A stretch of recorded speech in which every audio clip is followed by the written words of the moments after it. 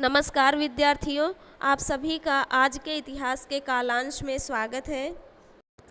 पिछले कालांश में हम पाठ 6 जनपद और महाजनपद का 2 मुद्दा जनपद और महाजनपद कर चुके थे।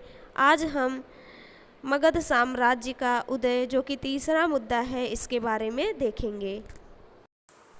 बिंबिसार के बेटे अजातशत्रु ने मगध का विस्तार करने की नीति अपनाई थी और उसने पूर्व के जो गणराज्य थे उसको जीत लिया था। अजातशत्रु के कार्यकाल में मगध जो है संपन्न राज्य हुआ। उसने बौद्ध धर्म को स्वीकार किया था और गौतम बुद्ध के महापरिनिर्वाण के बाद अजातशत्रु के शासनकाल में राजगृह नामक स्थान पर बौद्ध धर्म की प्रथम परिषद हुई थी। यह राजगृह उत्तर भारत के बिहार राज्य में स्थित है। अजातशत्रु के कार्यकाल में मगध की राजधानी के रूप में पाटलिग्राम की नींव रखी गई। यही पाटलिग्राम आगे चलकर पाटलिपुत्र नाम से प्रख्यात हुआ।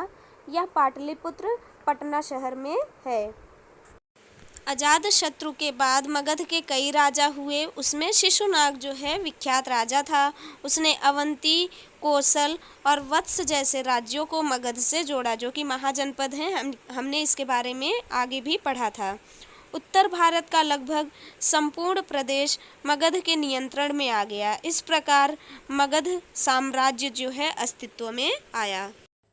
अब हम नंद वंश के इतिहास के बारे में देखेंगे। मगध साम्राज्य के नंद राजा ईसा पूर्व 364 से लेकर 324 के कालखंड में मगध साम्राज्य की गद्दी पर नंद राजा सत्तासीन थे।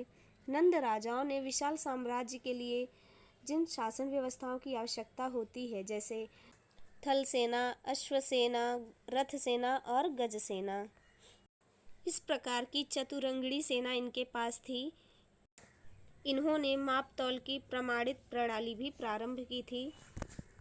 नंद वंश का अंतिम राजा घनानंद था। उसके समय तक मगध साम्राज्य का विस्तार पश्चिम में पंजाब तक हुआ था और घनानंद जो है वो काफ़ी क्रूर शासक था। इसके लिए आचार्य चाणक्य ने प्रण लिया था कि वे उसके राज्य को नष्ट कर देंगे। इसके लिए चाणक्य ने अपने शिष्य चंद्रगुप्त मौर्य को सक्षम बनाया और चंद्रगुप्त मौर्य ने पाटलिपुत्र को जीत लिया और नंद राजवंश का अंत किया और उसके बाद चंद्रगुप्त मौर्य ने मौर्य साम्राज्य की स्थापना की।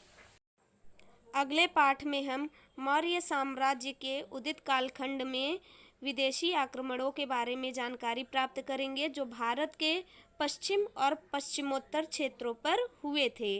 साथ ही साथ मौर्य साम्राज्य के बारे में भी जानकारी प्राप्त करेंगे। आप सभी ये वीडियो 2 बार ध्यानपूर्वक देखेंगे और समझेंगे और मैं आपसे जो भी प्रश्न पूछूंगी उन प्रश्नों के उत्तर आपको देने हैं। धन्यवाद।